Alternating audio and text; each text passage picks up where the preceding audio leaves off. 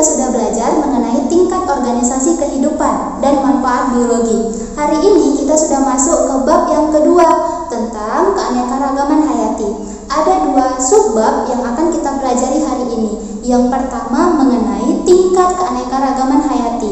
Yang kedua yaitu tentang ancaman dan usaha pelestarian keanekaragaman hayati. Tujuan pembelajaran kita hari ini yaitu kamu dapat memahami tingkat keanekaragaman hayati. Yang kedua, kamu dapat memahami ancaman dan usaha pelestarian keanekaragaman hayati. Maka dari itu, Ibu harapkan kalian tetap fokus dalam pembelajaran kita hari ini. Keanekaragaman hayati, bab 2. Keanekaragaman hayati adalah sesuatu kekayaan atau bentuk kehidupan di bumi, baik itu manusia, tumbuhan, maupun hewan, maupun organisme atau mikroorganisme lainnya yang ada di ekosistem.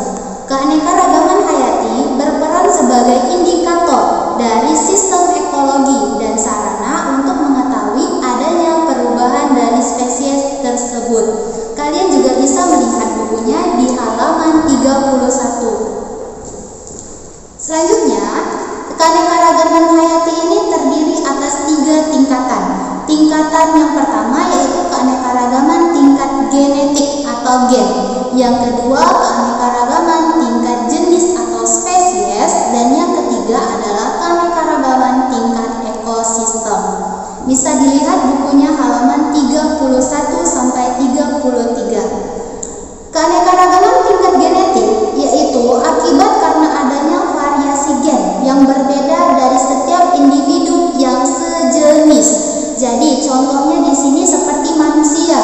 Dalam suatu rumah atau suatu keluarga pasti ada perbedaan. Ada yang berkulit putih, ada berkulit coklat, ada yang berambut keriting, ada yang berambut lurus. Begitu juga seperti tumbuhan.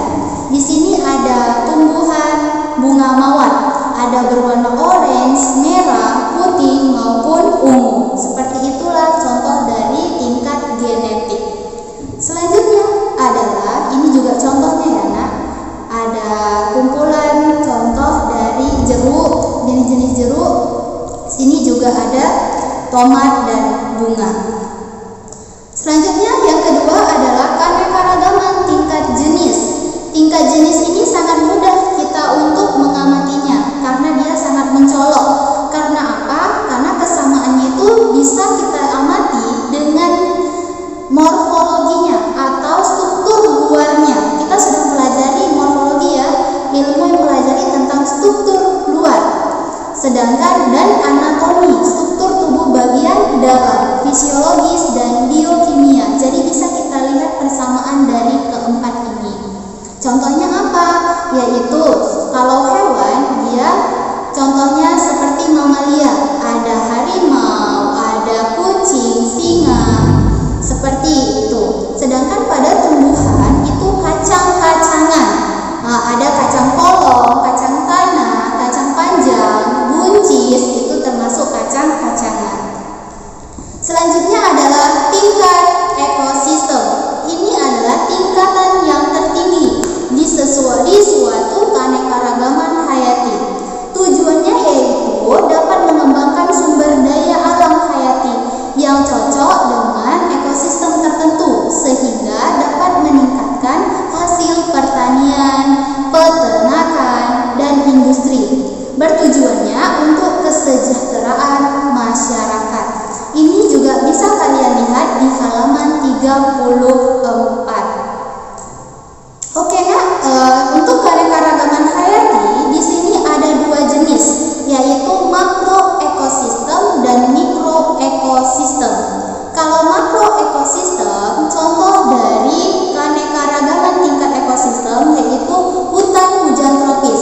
Dia keseluruhan hutan tersebut itu makro ekosistem.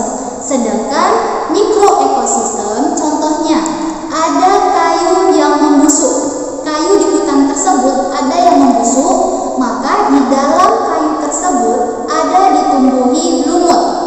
Nah, maka kumpulan dari lumut itu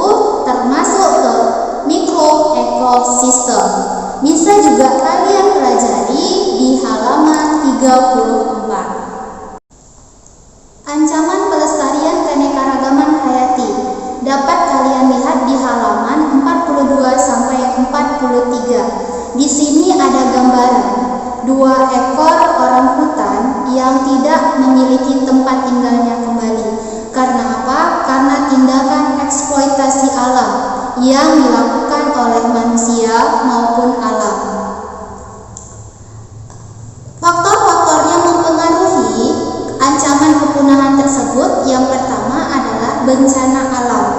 Bisa kalian lihat gambar di sini, ada macam-macam bencana alam. Ini termasuk ancaman kepunahan dari keanekaragaman hayati.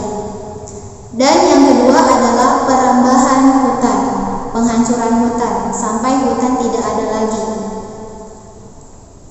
Selanjutnya, faktor penyebab ancaman kepunahan yaitu polusi udara. Ini disebabkan oleh manusia yang tidak memiliki tanggung jawab terhadap lingkungan, yang dapat menyebabkan kepunahan dari ekosistem atau keanekaragaman hayati. Dan selanjutnya adalah pemanasan global. Semakin banyak pemanasan global, maka semakin tipislah lapisan ozon, maka kepunahan dari keanekaragaman hayati semakin meningkat. Dan yang terakhir adalah pemburuan liar. Pemburuan liar yang semakin hari semakin meningkat karena oknum yang tidak bertanggung jawab menyebabkan kepunahan dari keanekaragaman hayati, baik itu tumbuhan maupun hewan. Selanjutnya adalah usaha pelestarian keanekaragaman hayati. Bisa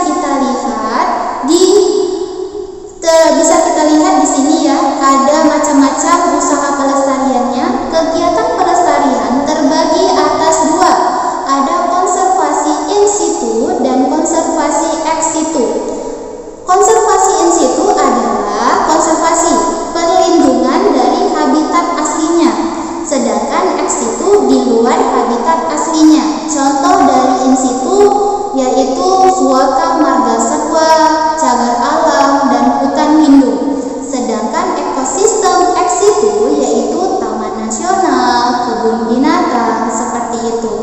Dan bisa kalian baca juga di halaman 44 sampai 45. Ibu juga menampilkan video untuk kalian bisa pelajari lebih mematangkan pembahasan kita hari ini. Terima kasih.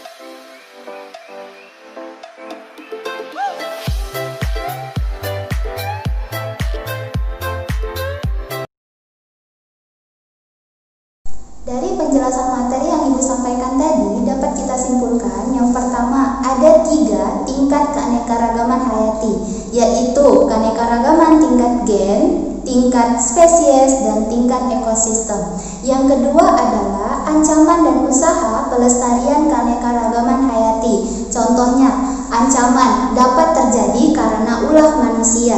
Dan yang kedua adalah pelestarian, usaha pelestarian. Contohnya, adanya kebun binatang.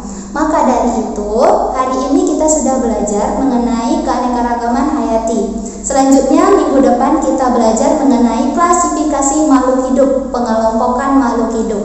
Maka Ibu sarankan kepada